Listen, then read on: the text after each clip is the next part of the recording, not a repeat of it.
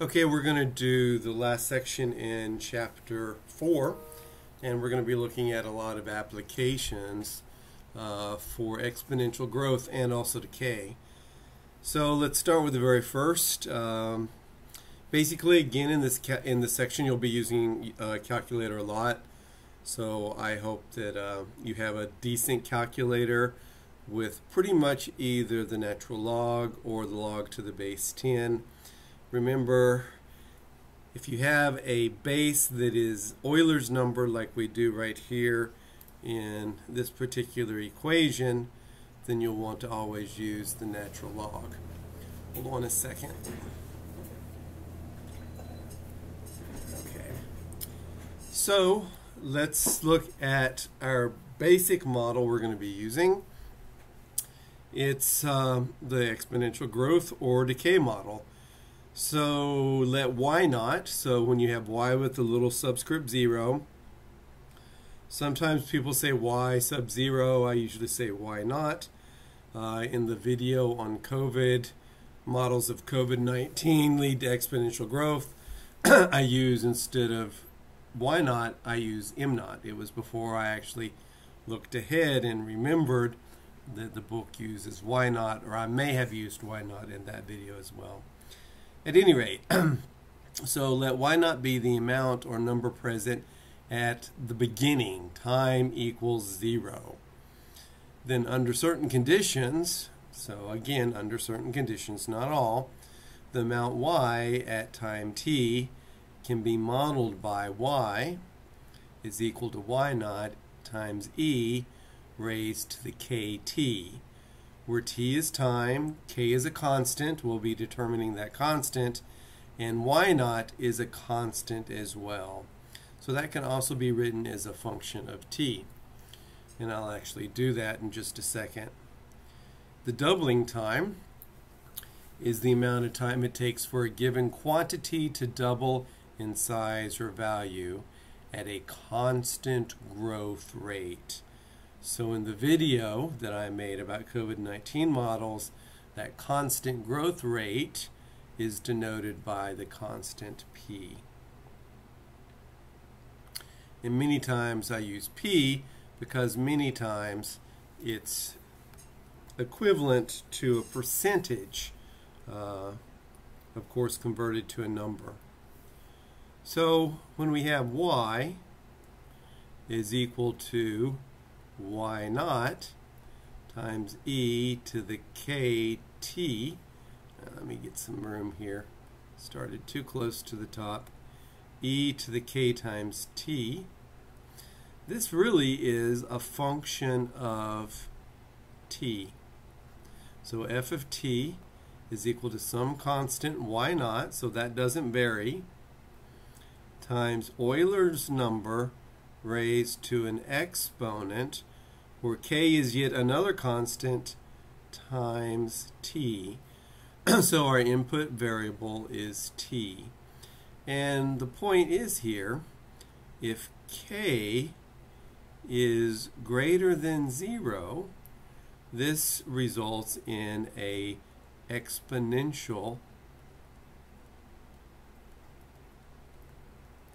growth model.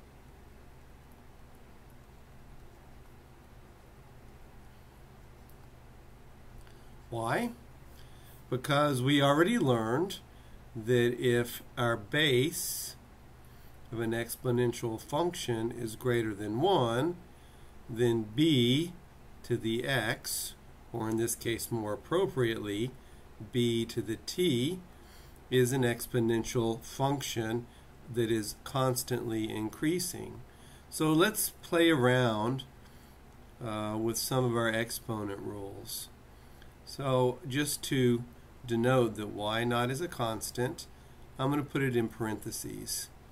So e to the k t can be written as e to the k, and remember, since k is a constant, then e to the k is a constant as well, raised to the t.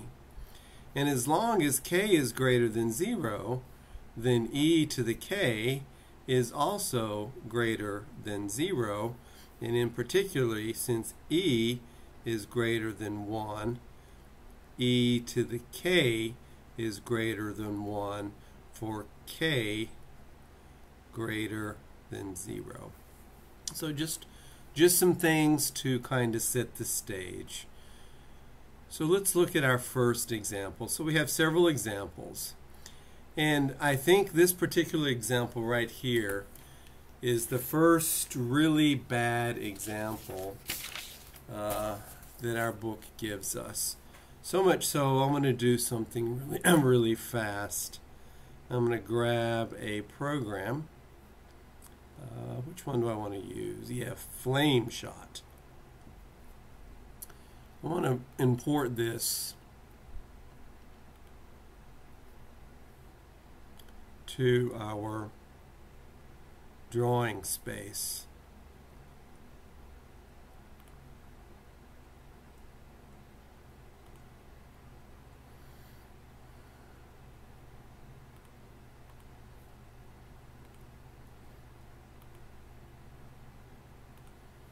There we go. I'll be able to look at that here in just a second. So we're going to model this. Now, let's go ahead and read through it. I mean, this is going to be a little bit of a longer lecture because we're not doing so many models, but there's so much to be said about each one of those. And this is the model in particular that the book's example and what the book does is insane. But we're going to do it right, and it's interesting in its own right.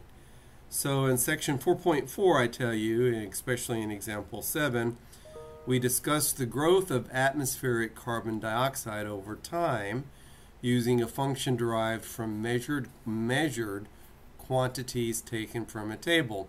Notice measured is in the past tense.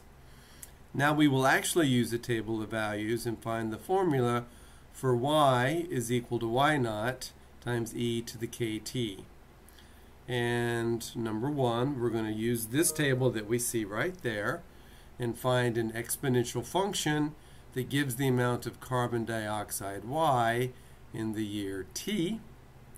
And then use the model you produce in A to estimate the year t when future levels of carbon dioxide will double to a pre-industrial level of 280 parts per million.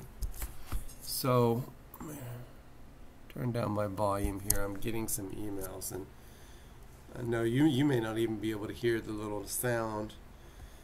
So let's do number A. So we have to find, now I like at least the way it's worded, find an exponential function that gives the amount of carbon dioxide y in the year t. So that's what we want to do. So going over here, our two main goals, or our tools, are going to be our basic formula.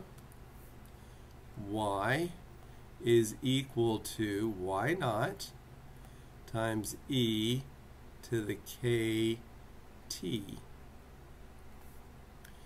And in this case, for the first example, we have to solve for k. And here's what I want to point out here. Let's look at the tables. We're going to be actually solving for k from values taken from this table. So notice 1999, that's in the past. 2000, that's in the past.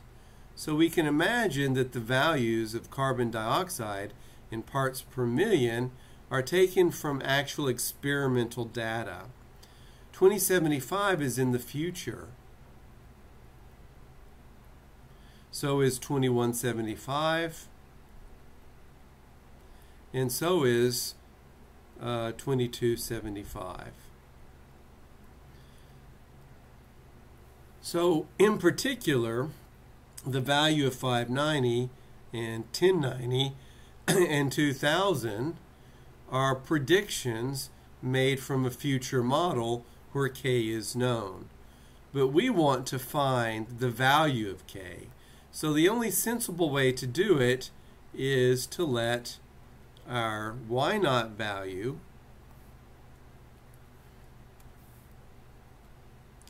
be our initial value of 353. And I did not write that. I wrote 355. Let me write 353 here. And we're going to solve for k using our second value. So y0 is at t0, which is equal to 0. Another observed value is y is equal to 375. And that's going to be at t is equal to 10 years, because 10 years has elapsed between 1990 and 2000. That's 10 years. So let's use this to discover the value of k. So again, we're going to start with our base equation. This is our base equation. Y is equal to y0 times e raised to the kt. And we're going to solve for k based upon actual experimental data. So y is equal to 375. And my y0 is 353 times e to the kt, but my t is 10, so I'm going to write kt as 10k. So we want to solve for k. So since my base is e, I only really have one choice for log that is sensible. I'm going to take the natural log of both sides eventually. I'm not going to do it just yet. I'm getting ahead of myself. I mean, I could do it right now, but what I like to do is I like to treat it as a normal equation and divide both sides through. I want to isolate e to the 10k is what I want to do, because that's where our variable is. So what I'm going to do is I'm going to divide 375 by 353. Basically, I'm dividing both sides by 353. So that gives me e to the 10k. So now what am I going to do? The variable's in the exponent. So when the variable's in the exponent, we take the log of both sides to solve it. And the only log to use here is the natural log, because our base is e. And that will make things work out really nicely. So we're going to do that. So I'm going to take the natural log of both sides, 375, divided by 353. And I'm going to take the natural log of e to the 10k. Now, coming down here, the left-hand side cannot be simplified. That's just a number, and we'll have to use a calculator to find it. But it's curious because the number we already know, the natural log, this is going to be the natural log of a number greater than 1. And here I'm going to use my exponent rules for natural logs. So just a reminder here, it seems like it's been forever since I've done a video for you guys. For any log to the base a of x to the r is equal to r times log to the base a of x. So it's a way of bringing the exponent down. So using that rule, I forget what the rule is called, it doesn't really matter. That's 10k times the log of e. Well, that's kind of nice because the log of e, the log to the base e of e, is 1. So that results in the following. The natural log of 375 divided by 353 is equal to 10K. Oh, nice. So all we have to do now is to solve for K. And to solve for K, we do exactly what we always do. I take the log of 375. That's a constant. Remember, don't be confused because ln, that's just a function. And I'm dividing both sides by 10. And when I divide both sides by 10, I get K. So let's actually see what that's going to do. So I'm going to bring up my calculator. And it's going to be different from your calculator because I'm using a different operating system. But the basic mode, I think, will be helpful. So I'm going to hit the log, hit the parentheses, 375 divided by 353, hit that by parentheses, and then that entire thing is going to be divided by 10. And I'm going to get my value of K is equal to, and here I'm just going to write it down, 0.00604 is what I will use. So that gives us a value of 0.00, I'm going to round up that last to 605 is equal to K. Now if you actually go to the book, the e-text, and look at their workout, they're going to get a slightly different number for K. And so I'm going to tell you why I don't like their approach.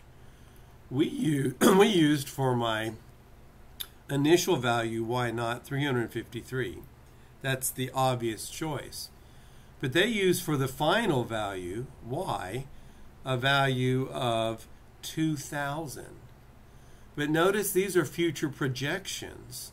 Those future projections are modeled by something where a value of K is already known for future things that are not yet measured. In real life, we're only going to have two measured quantities, and we're going to compute a value of K to predict the future.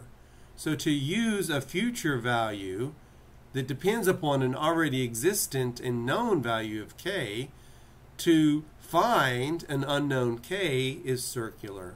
So in real life, we used actual measurements taken in the current time or in the past, not future ones which are actually predicted by the model. And that's all I'm going to say about that. So that gives us our function.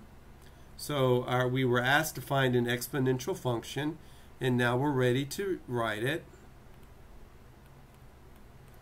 And what I like to do here is our K values are really going to be small sometimes.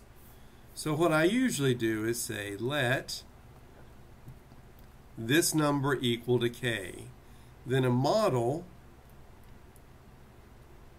that models our carbon dioxide levels is equal to FT is equal to 353 e to the KT. Rather than writing this big, huge, well, it's not a huge number, it's actually a small number, but it's got a lot of digits, and I don't want to write it. So that would be how I would do it.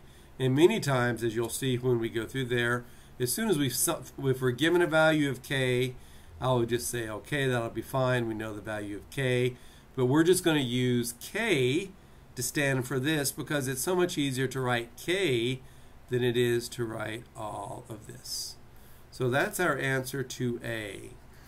Again, it differs slightly than the answer given in the book for the reasons I just indicated.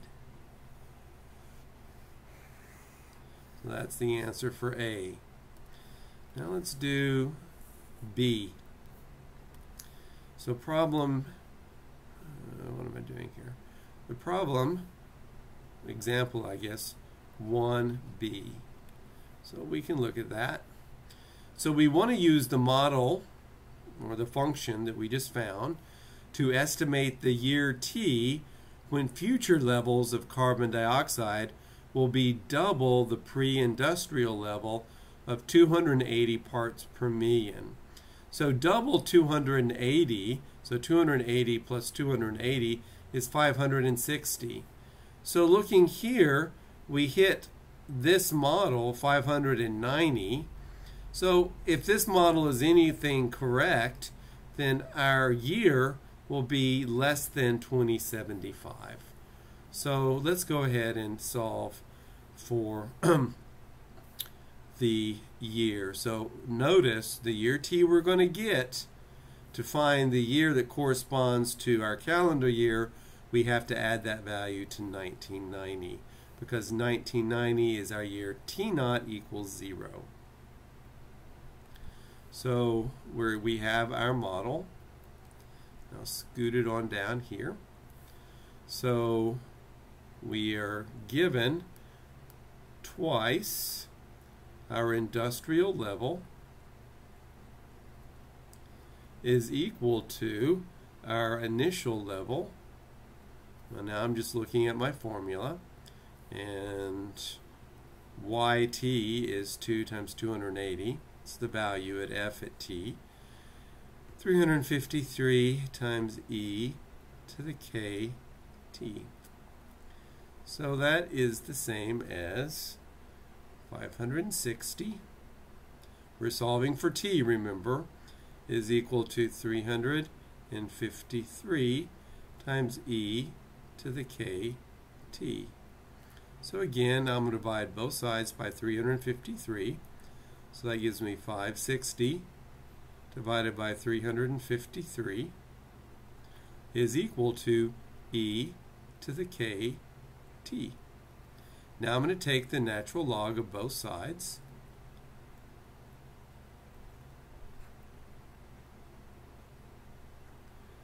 And when I take the natural log of e to the kt, you can do it out. You should be aware that's just going to give me k times t. Now I'm solving for t and k is known. So I'll plug in k at the very, very end. So to solve for t, all I have to do is divide both sides through by k.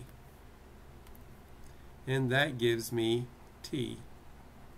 So k is now equal to a value that I'm going to write in. That long value that I just discovered, which is 0.00605. So let's go ahead and use our calculator to solve that. So clearing out everything, I'm going to take the log of 560 divided by 353. And I'm going to divide that by 0.00605. And I'm going to hit equals. And my equals is t is equal to 76 point, we'll just say 76.3. So that gives us t is equal to about 76.3 years. And what did I say we had to do? We had to add to that value 1990. And we'll get our actual year, and the actual year is 2066. So our year is 2066.3.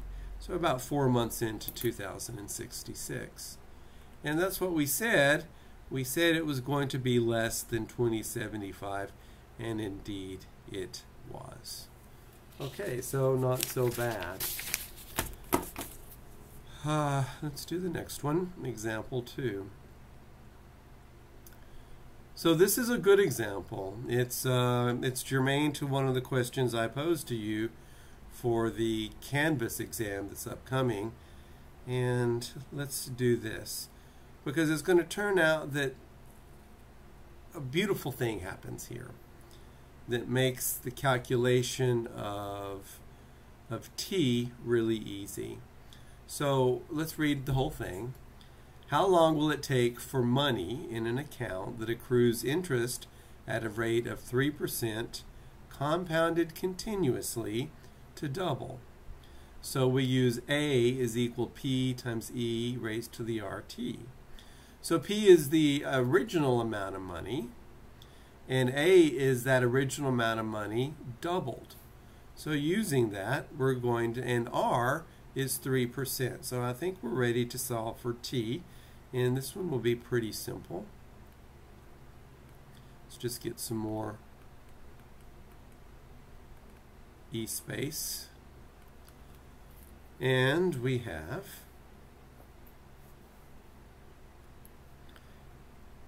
A is equal to P times E to the RT. R is equal to 3%. And I want to turn that into a decimal, so percent is per 100, so R is equal to 3 over 100.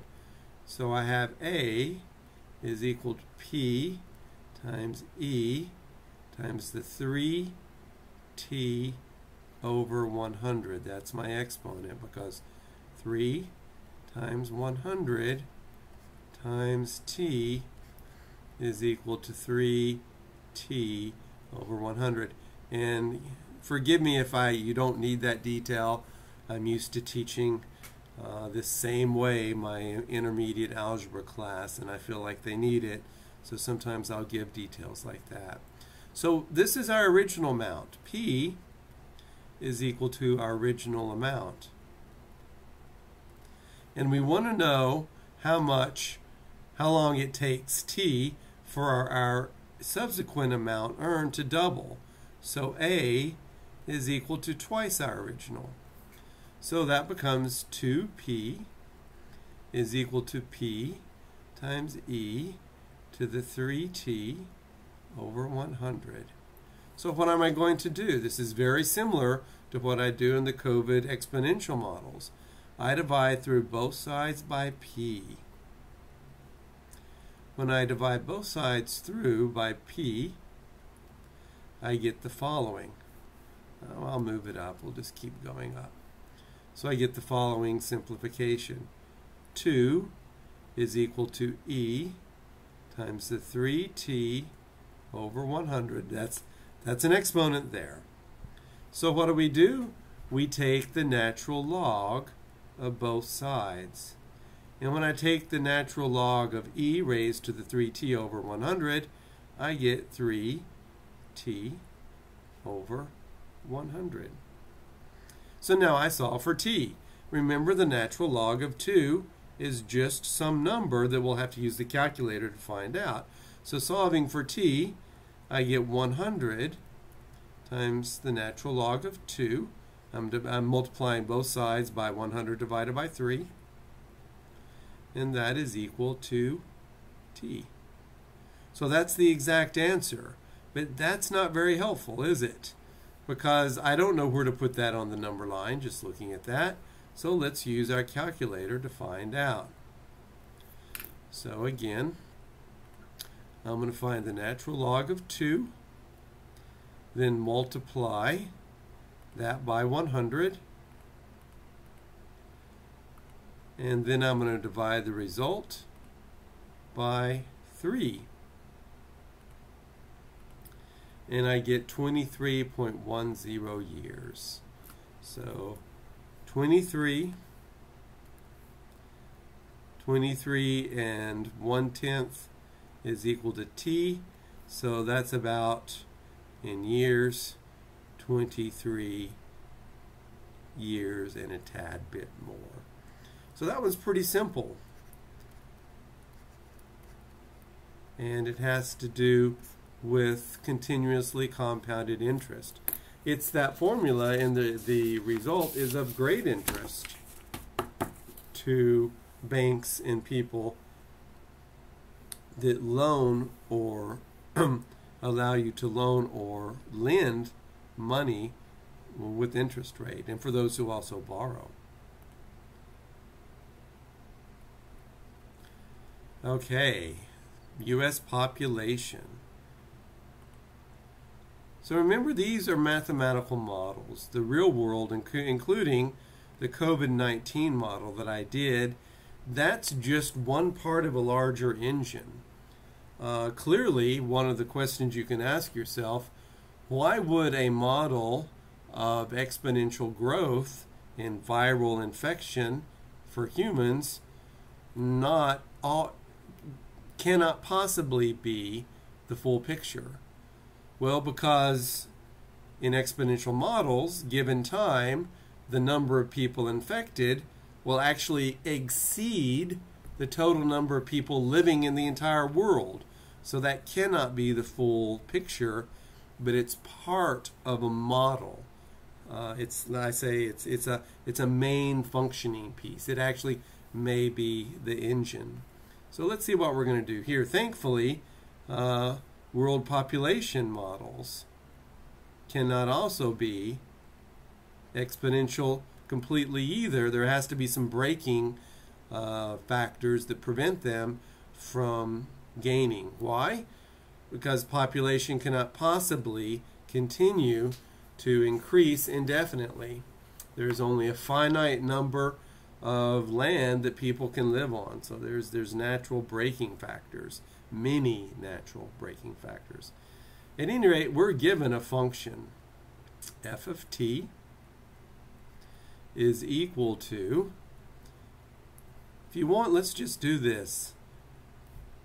Y naught times e to the kt, where y naught is given to be 6.947 and k is given to be 0.00745. It's so much easier to do these using just kind of note what these values are, leave them that way, and then put them back into the equation only at the very end. It's so much easier to write y naught, and it's so much easier to write k. And I don't have to write or worry about adding an extra zero or dropping a zero. So based on this model, what will the world population be in the year 2025? Well, T naught is given to be 2010. So a value of T is equal to 2025. Well, the difference is that T is equal to 15.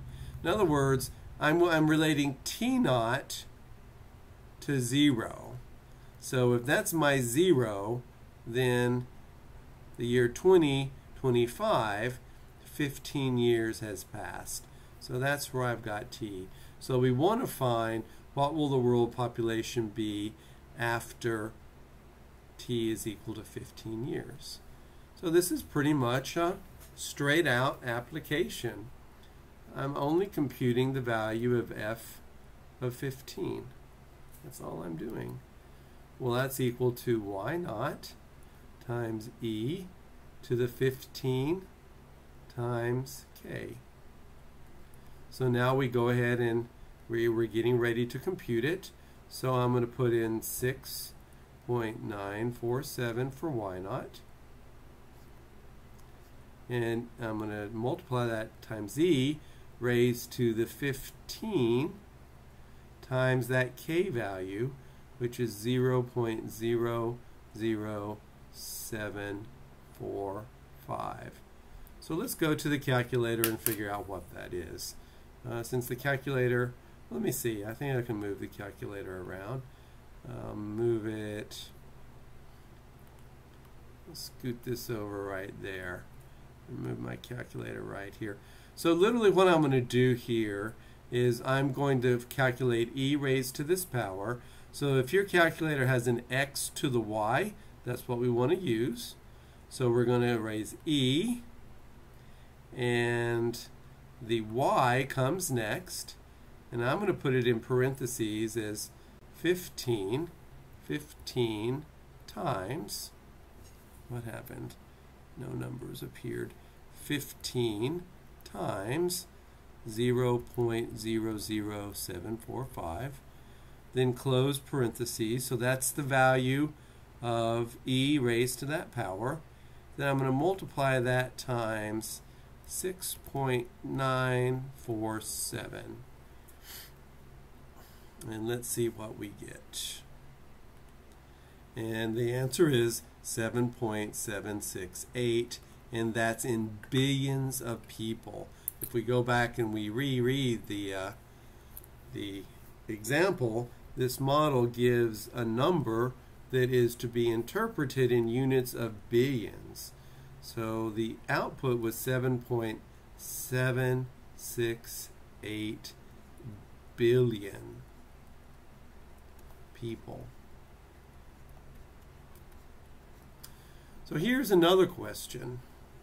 I'm not going to work it out, but I'm going to call this question 3a prime. Hint, hint. When will the population double? So again, I'm going to be using f of t is equal to y naught times e to the kt, where y naught is equal to the value listed above and k is equal to the value listed above. And y naught is a constant. So really what I'm asking is to solve for t, for 2 times y naught is equal to y naught times e to the kt. And you solve for t, and whatever your value is, you add result to 2010. Okay, so let's do what's actually asked, which is a similar question. 3b. And we are asked if this trend continues, and by that they just simply mean if this equation continues to be accurate. It's a mathematical equation and things can happen. Oh, I could tell you some scary stories about studying population and extinction events in a bigger realm of mathematics. It's called differential equations and chaotic systems, and how, if they're correct, what could happen. But since we're actually going through COVID-19, I won't tell you any horror stories. And it's just the math anyway. Whether the math corresponds to reality is something we can't know. But it's better than just guessing. If this trend continues, so if this equation continues to hold, approximately when will the world population reach 9 billion? So that means f of t is equal to 9, because this is given the world population in billions. So you do not write 9 billion. No, that's a mistake. No, no, no, no. You just write 9. So we want to solve the equation. 9 is equal to y naught times e to the kt, again with the values of y naught and k as previously indicated. And we will reintroduce those at the very end. So as typical, I'm going to divide 9 by my y naught value, and that's going to give me e to the kt. And then I'm going to take the natural log of both sides. And by taking the natural log of the right-hand side, that's going to give me k times t. Remember, we are solving for t. So my next step is going to take this. Remember, y naught is known. I've just not written it in there yet. 9 divided by y naught is an actual number. And now I'm going to divide it by k. And that's going to give me t. So now is the time to write that in. So this gives me, we want to calculate the natural log of 9 divided by 6.947. That was the value of y naught. And the value of k was 0.00745. And when I do that, I'm going to find the value of t. And of course, the value of t, to convert it into the year, the calendar year, I add t to 2010. So again, let's go to the calculator and let's find out what this is. So clear my so what I'm going to do is I'm going to take the log of 9 divided by 6.947, and that's going to be divided by 0.00745, and the answer I get will be 34.75 years. So about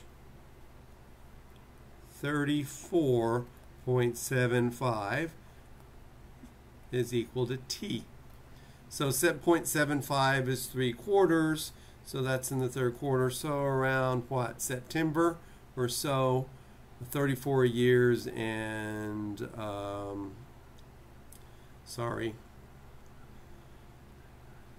so we're 3/4 of a year.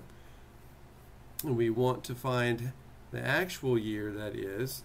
So that's 2010 plus 34.75 is going to give us 2044.75 about.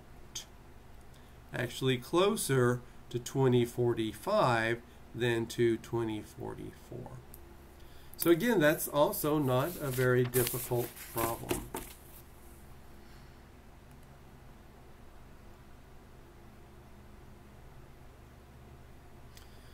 So here I remind you that not every exponential model requires amount to be increasing over time.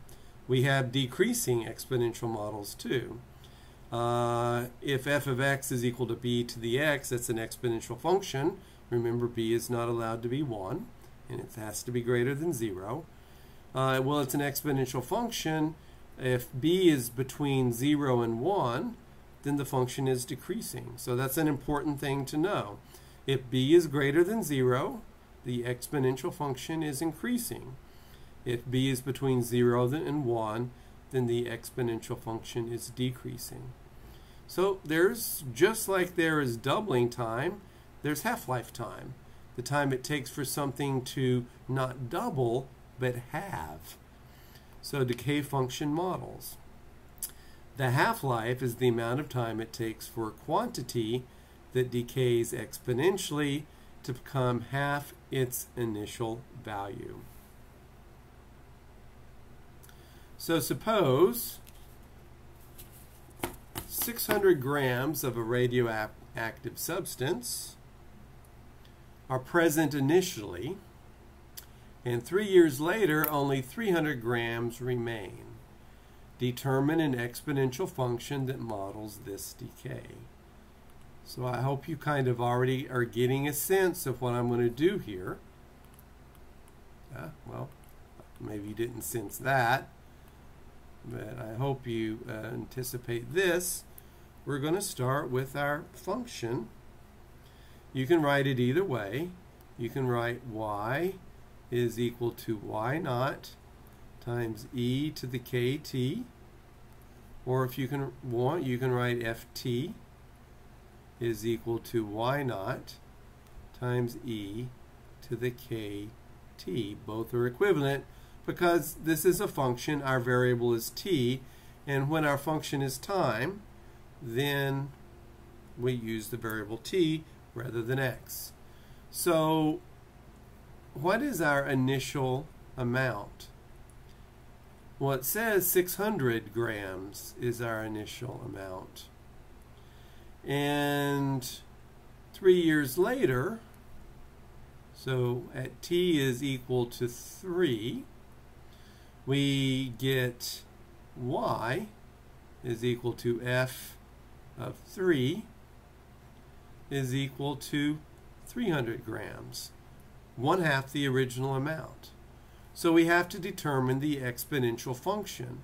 So let's look and see what we have. I have y, or f of 3, is equal to 300. Y naught is equal to 600. E is a constant. T is equal to 3. So k times t is 3k. So we need to solve for k. And notice how we're doing it. We can't just guess. We're actually taking measured quantities and measure times and then solving for k. And that's the experimental arm of math, is actual measurements. So let's go ahead and solve this function for k. So guess what I'm going to do? I'm going to divide both sides by 600. So I'm going to have 300 divided by 600 is equal to e to the 3k. Well, how nice. That's 1/2 is equal to e to the 3k. So what we're going to do is take the natural log of 1/2, and that's going to, I'm taking the natural log to the both sides, and again recall the natural log of not 3 but rather e to the 3k is equal to 3k times the natural log of e, which is equal to 3k. So I'm just doing that, but I've done it several times now. I justified it the first time, then I just used it, and you might have forgotten, so there's the justification again. I'm solving for k. So this is really easy. I divide both sides by 3, and such a process gives me 1k. So let's find out what k is. So I have to find, I'm going to be willing to bet that k is going to be a negative number. And then we're going to explain why k being a negative number, although I'm not going to use the actual number we get, leads to a base between 0 and 1. It's really important that you see that. So let's bring up the calculator. Clear out my entry. So I'm just going to take the natural log of 1/2, and you can enter in 0.5 if you want. I entered 1 divided by 2. Now I'm going to divide that by 3. And my k value is indeed negative. I get a k value equal to minus 0.23. Let's just call it minus. K is equal to minus 0.23. So it's negative. So the only thing I want you to make sure right now, we're going to use that k value to answer part B. But before we do that, I want to come over here. I'm going to move to a different place, and then we'll come back over. So I want you to realize that K being negative leads to a base that is less than 1 but greater than 0. So we have y is equal to some number. It can be positive or negative, it doesn't matter. But, oh well, this is always an initial quantity, and quantities aren't negative, so we'll assume y naught is equal to a positive number, but it doesn't matter, times e to the kt. So let's just imagine that k is greater than 0, such that minus k is less than 0. So minus kt. So this is the same as y naught times 1, so that's a negative exponent there, times e to the kt. And here's the move I'm expecting you not to see. If you see it, kudos. That's the same as y naught times 1 over e to the k raised to the t. Why? How am I able to go from here to here? Well, let's just pretend y naught is equal to 1, okay? Let's just concentrate over on this. So 1 over e to the k to the t, using our exponent rules, is the same as 1 to the t over e to the k raised to the t. Now are you with me? But 1 to any exponent number that is positive, and t is always positive, is just 1. And e to the k to the t is e to the kt. So that's how it goes. So this is my base. This is my base, and this is my variable. Remember, t is positive. It's an interesting question. Why can't t be negative? Why can't you have exponential functions that allow whose domain is the entire thing? Think about that. You might see it on the final exam as a bonus. At any rate, and remember this symbol right here just means it's in this set. So e is greater than 1, and e raised to k, which is greater than 0, is also greater than 1. So 1 divided by something greater than 1 is less than 1. So our base, it's not 0, but it's less than 1. So this tells me that this is going to be a decreasing exponential function. And they're about as important as increasing ones, especially when it comes to particle physics. So there's all of that spiel. So we've answered 1a, and now let's answer 1b. So our function then is, let k be equal to minus 0.23, and let y naught is given to us to be 600, then our modeling function is ft is equal to y naught times e to the kt. And right here, I don't have to write the k and the y naught in the actual function as long as I designate their values, and you know that those are the values. This is perfectly acceptable as a function, but this ingredient here has to be included. So we're asked to use this function to calculate how many grams remain after 6 years. So literally think about what I just asked you. So how many grams remain after 6 years? Years is a time function.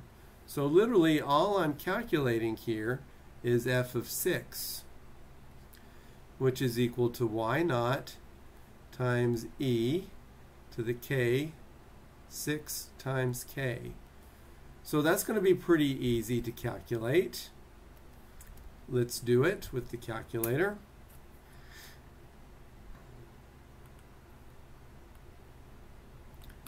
So clear out my entries. So I'm going to find out what e to the 6k is. There's my e. Then I'm going to hit y to the, I'm going to do 6 times, I think for this minus is actually working, minus 0.23. Put in parentheses. Guess I need to use that. So that's my e raised to the exponent. Now I'm going to multiply that by what? My base value, or my initial value of 600. I'm going to hit enter, and I get 150. Well, I got a slightly different answer than what I did on my notes because I used a different value. I used k is equal to minus 0.231, and just doing that right there was enough to change the answer from 150.94, like I'm showing here, to 150.04. But for our case, it's close enough, and we will say that f of 6 is equal to 150 grams. That's good enough. All of these are approximate.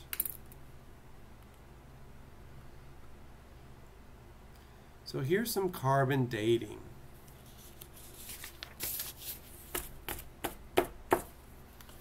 So carbon-14, also known as radiocarbon, is a radioactive substance, the radioactive form of carbon, that is found in all living plants and animals. After a plant or an animal dies, the radiocarbon disintegrates.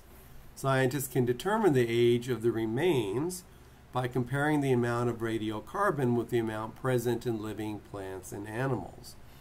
This technique is called carbon dating, and the amount of radiocarbon present after 2 years is given by the following formula. So we're going to look at that formula. I want to talk about this just a little bit. You know, if you read the internet, you can find critiques of everything. If you read the internet, you can find people who literally believe that the earth is freaking flat. Flat, people. Well, there's all these people that say carbon dating's terrible, it can't be reliable. That's just BS. That's BS. As a matter of fact, we already have very, very accurate results that go back several hundred thousands of years.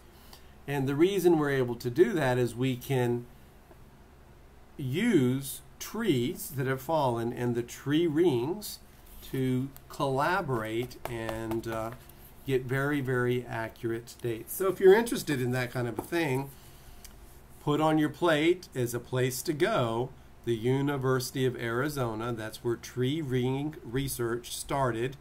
Literally right before I left the University of Arizona, they had just opened up their tree ring research lab.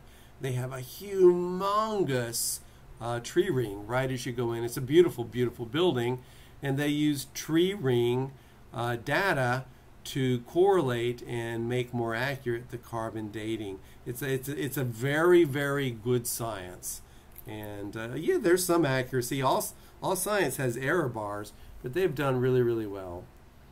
So let's actually. So my advance to you all, because I know this is during the COVID-19 thing, and I hope you all are smart enough to actually tune out some of the news. But here's what I'm going to tell you. Listen only to scientists and experts in the field. Don't listen to politicians. Don't listen to anyone that's not a freaking expert. When the experts all come to an agreement, that's when we need to start listening to things.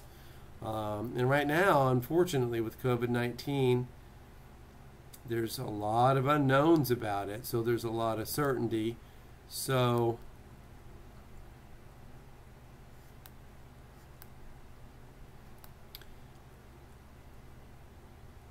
A lot of people are thinking we should just err on the side of caution. So K is equal to minus 0.1231216. And we're going to find our Y naught. And notice here what I did, and we'll go ahead and we can use either form. Since the exponent is negative, I can put all of this below the division line and make it positive. So you can use this form here, I'm kind of pointing to, or you can use this form. So let's see what we're being asked to do. So we want to find the half-life of carbon-14. So the half-life is the amount of time it takes for our original amount to halve. So that's equal to our Ft. I don't know my t value. That's what I'm going to be solving. So Y naught divided by 2, and I don't know my initial value either, and it's not going to matter, is equal to e to the kt. And recall, we're solving for t. It's always important that you understand what variable we're solving for. I'm talking about the half-life of carbon-14, so I want to know a time in years. So here what I'm going to do is I'm going to divide both sides through by Y naught. So when I divide both sides through by Y naught, I get 1/2 is equal to e to the kt. And k is given right there. I'm going to put it in at the very end. So what am I going to do? I'm going to take the natural log of both sides.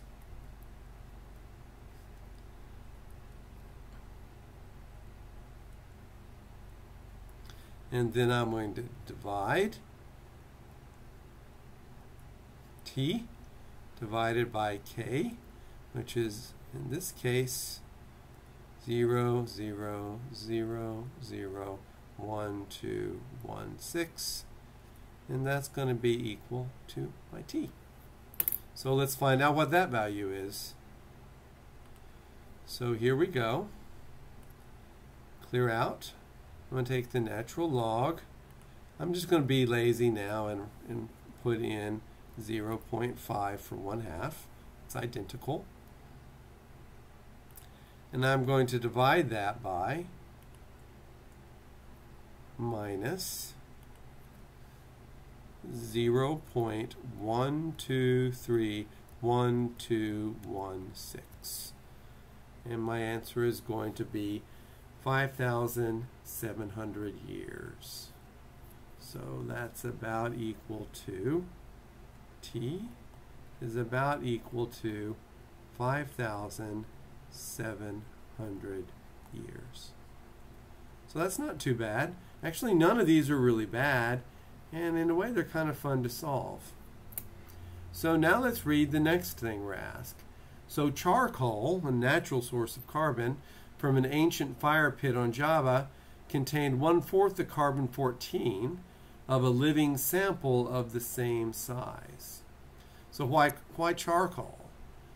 Well, charcoal was once a living plant, right? Charcoal is the burned remains of living plants. When you burn wood in your fire, charcoal is what remains.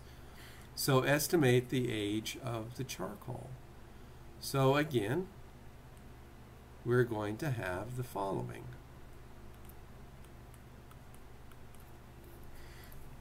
In this case, we're going to have 1/4 of the original value is equal to the original amount times e to the kt. So again, we're going to divide both sides by Y naught. So Y naught doesn't make any difference. That original amount disappears. It's not part of our calculation, which is contrary to your intuition. Your intuition tells you the amount of original substance is meaningful, but it's not. Mathematically says it makes no difference. You can, because you immediately divide through. And that's contrary to our intuitions. I'm going to take the natural log of both sides. And that's going to give me k times t. So solving for t again, I'm going to take the natural log of 1/4 divided by k, and that's equal to t. So you can, I'll remind you now, my k value is minus 0.0001216. So it's negative. So we're going to use that in the calculator to calculate the value of t. So now I'm taking the natural log of 1/4. So you can do 0.25 or 1 divided by 4, and I'm dividing that by minus 0.1231216. And my answer will give me how many years ago? Oh, 11,400 years ago. So t is about equal to 11,400 years. Kind of cool. So now you can go out and be an anthropologist. So Newton's law of cooling. I'll just tell you right now, this one will not be on the test. And as a matter of fact, since it's not, and I've been talking now for over our normal class time, if you want to see how this one is solved, go to, I've got it solved right here. I mean, I'm ready to do it, but it's not going to be on the test. It's interesting, and I will kind of work you through it, because the first thing you have to do is you have to find two constants. So our equation has C and K is two constants. So the very first thing you'll do is find the constant C, and then you'll find the constant K. Once you find C, K is easy, and then you have the formula where C and K are actually filled in, and you can then just solve for any value you need to. As a matter of fact, you'll be solving for T, and 50 will be here. So maybe we can, since it's not going to be on the test, it's mathematically interesting, especially for people who are going to go into physics or engineering. But this is nicely explained in the textbook, and I'm going to give you all a little bit of a break because this will not be on the exam. And maybe as a bonus in the future, I think as a bonus in the future it would be okay, but I've already got the bonuses in mind for this upcoming exam. So look in your textbook if you want to see how that's worked out, and I hope everyone's doing well, and keep studying. Whoops, cancel that. Cancel.